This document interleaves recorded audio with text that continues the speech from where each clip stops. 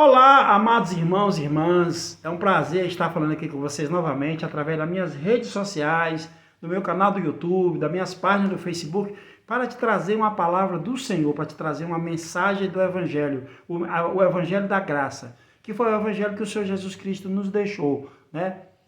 Você deve saber da história, né? O Senhor Jesus Cristo morreu em nosso lugar, foi crucificado, e a partir daí se cumpriu a profecia que os profetas antes de Jesus tinham profetizado, que viria o Messias, que viria o Salvador. E o Salvador veio, foi um decreto de Deus, um decreto divino, que ele mesmo se fez filho, ele mesmo se fez homem, e veio e nasceu entre nós, né? Ele é filho do homem, né? Ou seja, ele é chamado de filho do homem. Então, por ele ser filho do homem e filho de Deus, então ele é o único que tem condição de pegar na mão de Deus, com uma mão e com a outra mão pegar na nossa mão, porque ele é nosso irmão, ele foi carne como nós fomos. Só que hoje, é claro que ele está no seu trono, né? Ele foi o primeiro que veio para vencer a morte. Ele venceu a morte em nosso lugar. Então tudo que estava de ruim, tudo que era ruim nosso, tudo que eram nossas maldições, todas as nossas maldições, todas as nossas mazelas, ele levou na cruz. E nós agora ficamos com tudo que ele merece. Então, tudo que nós merecíamos, que era o inferno, que era a morte, que era as prisões, né? Tudo isso ele levou na cruz. E nos deu a sua graça. Ou seja, tudo que ele merece, que no céu ele é a majestade. No céu ele é o Senhor dos senhores. Então, tudo que ele merece, o que merece um rei? Só coisas boas. O que merece um senhor que é dono de tudo? Usufruir de tudo que ele produziu. Então hoje nós nós recebemos o que ele merecia. Então o que o Senhor Jesus merece, hoje nós temos nas nossas vidas. Então temos que entender, irmão, irmã, você tem que entender que você é muito abençoado. Hoje nós vivemos numa dispensação aonde estamos colhendo toda essa plenitude da graça, todo esse favor imerecido, todas essas bênçãos que foi prometida para nós desde a época de Abraão. A Bíblia fala que Deus comeu para Abraão, abençoou Abraão, porque ele é o pai da fé, e nos deu uma descendência na fé. A nossa fé, nós somos descendentes da fé de Abraão. Então, meu irmão, se você hoje botar na sua cabeça que você é um crente conforme Abraão, então você é mais do que abençoado, você é mais do que vencedor, você é mais do que favorecido, porque isso é decreto de Deus, isso é decreto divino. Então, ele que decretou que a partir de Abraão, todas as populações da terra, porque Abraão é o pai da fé, Abraão é o nosso pai, nossa geração hoje somos descendentes de Abraão. Claro que temos uma origem em Adão. Depois de Adão, na verdade, essa origem aí ficou um pouco distante, porque Deus acabou com tudo e continua através de Noé, mas nossa origem é lá de Adão, né? É por isso que Adão, quando caiu, ele nos deixou muitas coisas, né? Que tem muitos crentes por aí, tem muitas pessoas que vivem aí ainda hoje em Adão, né? Ele prefere espraguejar Adão, prefere ser um Caim do que ser um Abel. Porque mesmo na época de Adão, Deus deu condições de Caim e Abel decidirem já o caminho da graça. E Abel era um homem gracioso. Abel, naquela época, na época de Adão, ele proferiu graça. Ele usou da graça, ele se beneficiou da graça de Deus. Ele entendeu que Deus é nosso Pai realmente. E que por causa de sermos filhos de Deus, é que nós temos todas as bênçãos, todas as coisas do Senhor nas nossas vidas. Então, aí Deus acabou o mundo, porque a iniquidade foi muito grande, chegamos em Adão, em Noé, né? Agora nós somos descendentes de Noé, mas o mundo passou muitos anos até chegar em Abraão, que quando Deus viu Abraão, Deus viu graça. A Bíblia fala que Deus viu graça em Abraão. E Abraão se tornou, né? Claro que ele teve uma vida, viveu, casou, né? Casou inclusive com uma de suas irmãs, ele era irmão da esposa dele por parte de pai, né? Mas ele foi um homem gracioso, ele tinha um coração conforme o coração de Deus. E Deus o abençoou tanto que mudou o nome dele, mudou a vida dele, mudou o destino dele. Por quê? Porque Abraão teve um ato de fé, Abraão teve um passo de fé. Então, por essa fé, Deus fez de Abraão o pai de todas as nações que somos hoje, né? Que somos hoje. E Deus fez uma aliança com Abraão. E essa aliança foi que todos nós seremos favorecidos por causa dessa graça. Jesus, quando ele veio, ele não veio para confirmar a bênção que Deus já te deu. Não, ele veio para agora completar o serviço. Quando Jesus disse na cruz, está consumado, ele completou tudo ali. Foi uma obra completa, uma obra perfeita. O que ele fez? Ele veio nos salvar. Nós já somos abençoados, nós já éramos abençoados. Mas aí o que Jesus veio? Veio agora trazer a salvação, o maior presente que você podia ter, que é para poder, através dessa salvação, pudermos usufruir dessa graça abundante. Então hoje o Senhor Jesus derrama sobre as nossas vidas, sobre a nossa casa, todas as graças, todas as bênçãos espirituais, tanto do céu quanto na terra. E essas bênçãos são dadas, né? Essas bênçãos são dadas por Deus e confirmadas por Jesus, que é nosso Salvador. Ou seja, que é Ele mesmo, que é Deus.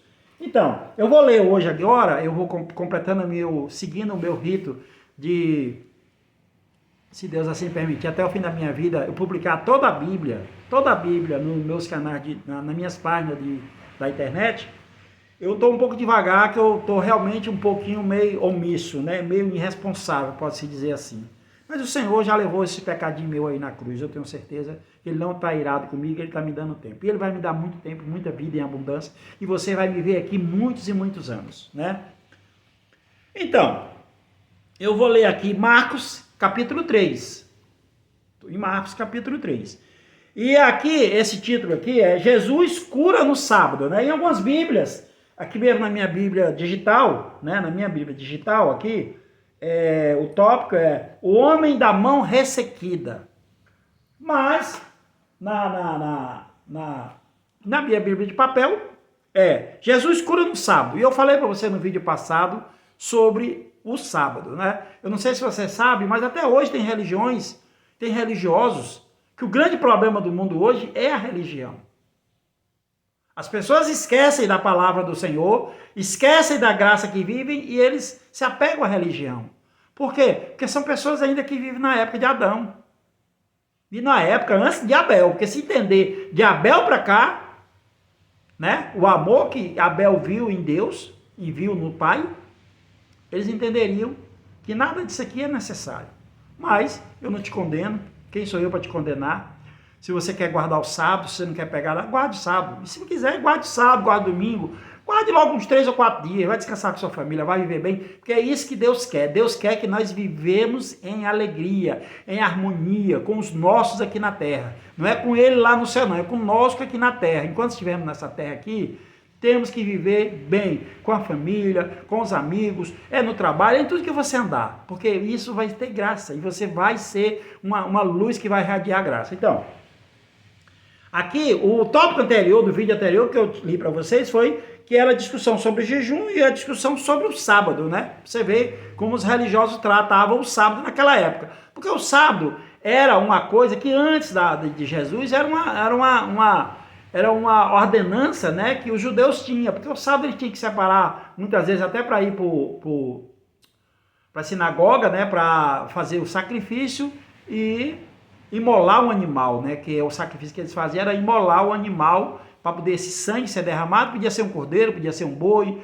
podia ser uma galinha, podia ser uma pomba, podia ser qualquer animal que tivesse sangue, né? Tinha que ser feito pelo sacerdote, e o sacerdote imolava esse sangue, era aspergido sobre você, né? E o propiciatório, né? Que era a arca que é chamada Arca da Aliança, e aí os seus pecados eram pagos por um ano. E na verdade, eles não era totalmente pago. É como uma fatura de cartão de crédito. Todo mês você compra e todo mês vem, né? Então, é essa conta que nunca acaba. Então você tem, por exemplo, a fatura de cartão de crédito. Você compra no final do mês, vence. Aí você já tem que pagar ela para poder ter crédito para usar no outro mês de novo. Então a mesma coisa era naquela época. Eles faziam o sacrifício uma vez por ano. Então todo ano tinha que fazer o sacrifício. Todo ano lá, faz de conta que a fatura do cartão de crédito deles era anual, vendia por ano. Então todo ano tinha que vencer e eles pagavam, né? Não era totalmente retirado. Que foi o caso da vinda do Senhor Jesus. Jesus, quando ele veio para retirar, lavar você. O sangue dele é poderoso para lavar você definitivamente. Então, quando você está em Cristo, você pode até cair depois, mas você não tem mais pecados, porque Deus não vê mais você como pecador. Você vê agora ele como filho. Por quê? Porque você agora está sob a proteção do sangue, né? Você está agora sob a proteção de Jesus. Que a vinda dele aqui foi para isso. Então, Jesus cura no sábado. Vou ler aqui do capítulo, começando do versículo 1, né, em diante. Então, em outra ocasião, Jesus entrou na sinagoga e notou que havia ali um homem com uma das mãos ressequida, deformada, né? Os inimigos de Jesus o observavam atentamente. Se ele curasse a mão do homem, planejavam acusá-lo, pois era sábado. Jesus disse ao homem com a mão deformada: venha e fique diante de todos. Em seguida voltou-se para seus críticos e perguntou: o que a lei permite fazer no sábado? O que a lei permite fazer no sábado? O bem ou o mal? Salvar uma vida ou destruí-la? Eles ficaram em silêncio. Jesus olhou para os que estavam ao seu redor, irado e muito triste pelo coração endurecido deles. Então Jesus disse ao homem: estenda a mão. O homem estendeu a mão e ela foi restaurada no mesmo instante. Os fariseus saíram e se reuniram com os membros do partido de Herodes para tramar um modo de matá-los.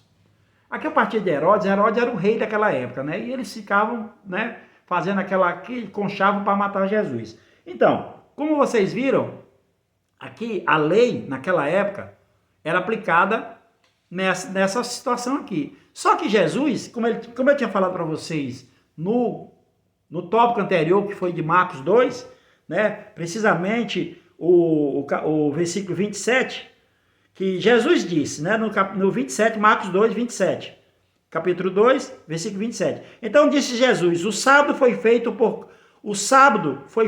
causa do homem, e não o homem por causa do sábado. Portanto, o Filho do Homem é Senhor até mesmo do sábado. Quando Jesus diz aqui que ele é Senhor do sábado, ele está decretando aqui para você de que o sábado, a lei que era do sábado, que você tinha que resguardar, o Senhor Jesus está dizendo que não precisa mais, porque isso é lei e ele é a graça.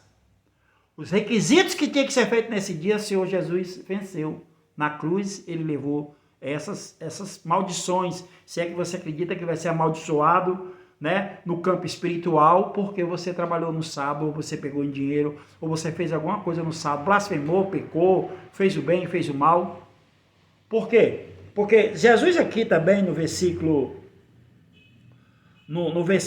aqui, deixa eu ver, aqui no que eu li agora, né, que faz parte do versículo 4, né, deixa eu ver, do versículo aqui. O que a lei permite fazer no sábado, bem ou mal? Então, se for por causa do sábado, você vai fazer o mal às pessoas? Só porque é sábado? Ou você vai fazer o bem porque é sábado? Não, meu irmão, o bem ou o mal, eles caminham junto com a nossa natureza. A nossa natureza é uma natureza canina. Nossa natureza é uma natureza humana, né? Quando eu digo canina, é porque o animal, ele não sabe o que faz. E às vezes você também é dessa natureza, você parece que não sabe o que faz. Então você termina tendo uma natureza de animal. Porque você não reflete bem nas coisas. E aí você acha que algumas coisas são ordenança, são coisas que Deus está mandando para poder te salvar, para poder você ser salvo. Não, meu irmão, não use nada, você não tem condição de trocar nada aqui na terra pela sua salvação com Deus. Porque Deus é muito rico, Deus não precisa do seu dinheiro, Deus não precisa do seu sacrifício, Deus não precisa que você faça nada por Ele. Por quê? Porque Jesus já fez, Deus já mandou Jesus, seu Filho, nosso irmão, nosso Salvador, nosso Senhor. Nós somos filhos de Deus, agora, por causa do sangue derramado. Mas a Jesus, Ele é nosso Senhor, nós somos servos dEle. E somos e é bom quando você se sente tão bem na presença de Cristo, que você prefere se tornar aquele servo da orelha furada, né? Naquela época, lá naquele povo, quando o escravo, né? Naquela época os escravos eram tudo vendido, o homem era vendido, se devia, tinha que pagar e aquela coisa toda. Mas quando você se tornava escravo e você amava tanto ao seu Senhor que você não queria mais sair da presença dele, Você chegava para o seu Senhor, terminou o seu tempo de escravidão, você chegava para o Senhor, Senhor, eu não quero sair daqui, eu gosto muito dessa fazenda, que é muito boa. Eu, inclusive, até estou olhando uma menina ali, eu vou casar com ela, quero ter filhos com ela. Eu quero ficar por aqui, Senhor. Não tem outro lugar para mim ir, não tem outro lugar melhor. Tenho certeza que esse aqui é o melhor lugar. Aqui eu como, aqui eu bebo, aqui eu visto roupa, aqui eu passo bem, então eu quero estar aqui na sua fazenda. Aí o que o Senhor faz? Chega lá, manda colocar a orelha na porta, faz um buraco, e aí você agora é servo eterno. Então, meu irmão e minha irmã, nós temos que ser esse servo eterno de Cristo. Porque Ele é o nosso Senhor, Ele pagou nossos pecados, Ele nos resgatou da morte. Então você pensa que você é de você, que você pertence a você? Não, você tem um dono. Você pertence a Cristo Jesus, o Senhor dos senhores. Aquele que tem o nome maior que todos os nomes. Então, meu irmão, só que assim, Ele também não quer que você venha para lá constrangido, magoado, chateado, com raiva, revoltado. Ele quer que você venha com alegria. Então, quando você está com alegria na presença do Senhor, quando você vê que naquela fazenda daquele Senhor, lá você não tem um fardo pesado, aí você vive em paz, aí você vive no descanso, que é isso que Cristo nos deu, né? Continuando aqui. Né? Então, continuando aqui a interpretação. Então, o Senhor Jesus aqui, ele fez as coisas aqui, naquela época eles queriam matar Jesus de tudo que é jeito, então eles planejavam, e eles achavam que Jesus ia fazer isso escondido. Quando Jesus chama aquele homem com a mão, o que Jesus fez aqui? Aqui. Jesus disse, aqui está no versículo 3, no capítulo 3 e versículo 3. Jesus disse ao homem, com a mão deformada, venha e fique diante de todos. Então, Jesus não fez nada escondido. Olha que prova cabal essa, de que Ele é Senhor do sábado também. Ele é Senhor de todos os dias, inclusive do sábado. O que Ele disse? Ele fez ali e chamou Ele na frente de todo mundo. E quando acabar conhecendo o coração, Jesus ficou irado. Quando a Bíblia fala aqui que Jesus ficou irado, foi porque Jesus ficou irado e triste ao mesmo tempo com o coração deles, um coração endurecido que eles tinham. E Jesus passou o tempo todo, no seu ministério de 3 anos que o Senhor Jesus andou pela terra, o tempo todo ele mostrava graça, misericórdia, amor, bondade, mas o pessoal não tinha, só conseguia ter raiva dele. Por quê? Porque muitas pessoas recebiam essa mensagem, mas os fariseus, principalmente os fariseus e o Herodes, né, Jesus foi tido como rei dos reis, que é o que vinha reinar a terra. Desde aquela época que ele já é senhor da terra. Mas ele veio como servo. Eles não entendiam, tinham medo que Jesus pegasse o trono deles e Herodes queria ser rei a vida toda, queria passar para os descendentes dele, não de Jesus. Então, olha, Herodes tinha motivo para matar Jesus porque começou a crer nesse fake news que espalha na cabeça dele. Naquela época tinha fake news, sabia? Foi o que o pessoal se espalharam. Jesus começou a arrebanhar multidões, milhões de pessoas seguiam Jesus, que é o próximo tópico que eu vou ler depois. Ó. Multidões seguem Jesus, isso aqui eu vou botar no próximo vídeo. Então os fariseus viam em Jesus um concorrente. Os fariseus viam que a igreja, como disseram assim, não, a igreja dele está crescendo, ele é um pregador fenomenal e ele está trazendo... E nisso aí, tanto os fariseus como Herodes, como os reis também, romanos nem tanto, porque os romanos também foram muito na conversa deles, inclusive tem uma parte lá na frente que que Pilatos não viu um pecado em Jesus. Pilatos não viu motivo por que sacrificá-lo, mas terminou fazendo isso por causa da pressão dos fariseus, né? E os fariseus queriam matar Jesus a qualquer preço, e eles procuravam um pretexto, então eles pegaram o sábado. Eles usaram antes esse pretexto, que era discussão sobre o sábado, quando os discípulos de Jesus estavam comendo as espigas, né? Porque estavam comendo no sábado, porque no sábado não podia colher as espigas, estava pegando espiga e colher. Eles falaram, né? E Jesus deu aquele exemplo que o rei Davi comeu os pães sagrados do templo, né? Se sentou lá e comeu e nem por isso aconteceu nada. Olha, que chegar perto da arca naquele tempo morria.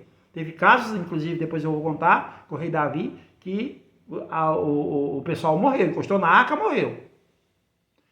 Mas enfim, então, os fariseus, via Jesus como um grande pregador, a igreja do Senhor Jesus crescendo, e eles tinham medo, eles achavam que Jesus ia ficar a vida toda. Deixa que Jesus tinha um tempo aqui na terra. Ah, se eles soubessem da verdade, eles tinham se unido com Jesus. Se eles soubessem que Jesus tinha um propósito e um tempo aqui na terra, né, que seria tão curto, de 3 anos, não é muito tempo, o Senhor Jesus é porque trabalhou incansavelmente nesse ministério dele, incansavelmente. Jesus já tinha um caminho, Jesus já tinha um cronograma que Jesus tinha que fazer. Desde quando ele nasceu até ele coisou. Mas só que, assim, quando ele começou o ministério dele, ele já tinha 30 anos, porque naquele tempo, para você fazer qualquer coisa, você tinha que ter autoridade. Sabe a pessoa que é de menor hoje, abaixo de 18, só é de maior, acima de 18? Naquela época, assim, o de maior naquela época era 30 anos. Então o Senhor Jesus só teve 3 anos de ministério. Ah, se ele soubesse que em 3 anos... Só que assim, durante a vida de 30 anos de Jesus, eles tentaram matá-lo, o Senhor Jesus. Só que de outras formas, né? O Senhor Jesus começou a pregar mesmo. Eles viram que o Senhor Jesus se tornou inimigo deles quando foi nesse ministério dos 3 anos, quando o Senhor Jesus fez 3 anos e teve a autoridade de ser chamado de Rabi, de mestre. Ele era o mestre dos mestres. Ele é o mestre dos mestres. Então, eles não entendiam isso. Eles achavam que Jesus ia começar uma igreja sem fim. Então, o que eles queriam? Não aceitavam a concorrência. Tinham que matá-lo. Porque ele seguiu a lei de Deus. Então, Deus era a igreja, eles eram a igreja de Deus. Então, eles queriam preservar essa igreja a vida toda. Mas o Senhor Jesus veio justamente para isso, para derrubar esse templo, né? Porque a Bíblia fala que o véu se rasgou. Quando o Senhor Jesus deu o último suspiro e disse, está consumado, o véu se rasgou de alto a baixo. Não foi da parte de baixo para cima, não. Digamos, o Sansão vir lá e rasgar, não. Foi de cima para baixo. E o véu era grosso. Tá vendo aqui a minha mão, o palmo da minha mão, o véu era mais grosso do que isso. Ele foi rasgado de alto a baixo. E Deus saiu do templo. Deus saiu do templo e agora ele não habita mais em templo. Deus não habita em templo de concreto, de ferro, de pau. Não. Deus hoje habita em templo de carne, que só que é eu e você. Deus hoje habita dentro de nós. E para tudo isso se concretizar, essa profecia, Jesus tinha que vir e cumprir esse propósito. Depois que ele morreu, ressuscitou, aí ele veio o Consolador, que é o Espírito Santo, e o Espírito Santo hoje habita dentro de nós. Então tudo isso era necessário para mostrar que aquele templo ali é simbólico, não existe mais, o templo hoje somos nós. Cada pessoa dos outros bilhões de pessoas que estão rodando aí, por aí, é templo de Deus. E Deus hoje não fica num só lugar. Deus está na África, está na Itália, está na Espanha, está na Ucrânia, está em tudo que é lugar. Onde tiver um ser vivo respirando, lá tem Deus, lá tem o Espírito Santo. Agora, o Espírito Santo, que está dentro de você, que você sabe disso, você tem uma grande responsabilidade, você sabe que ele está dentro de você, te ungindo, te protegendo, cuidando de você, você tem que realmente lembrar dele, você tem que levantá-lo, você tem que acordar ele dentro de você, para que realmente você consiga fazer as suas obras. E essas obras serão as obras divinas, que amanhã depois vai te dar galardão.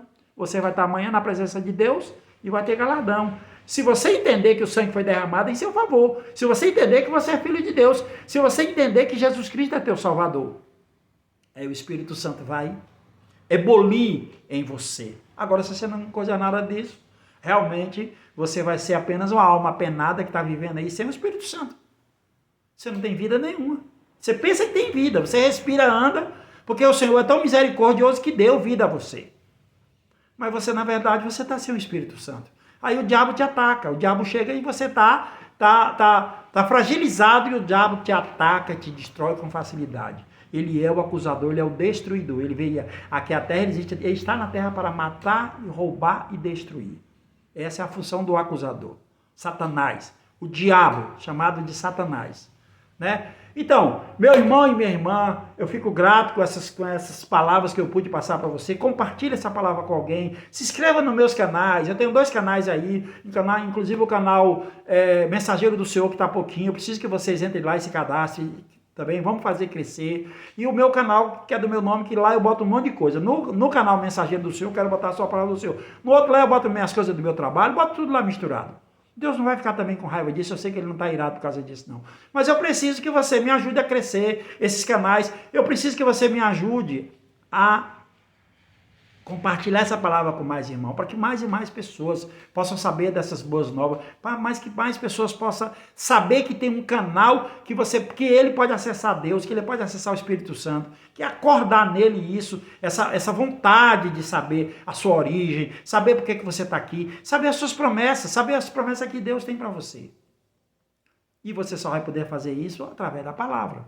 Eu sei que você é um escolhido de Deus e que todos nós temos um propósito com Ele e que na hora certa Ele te chama.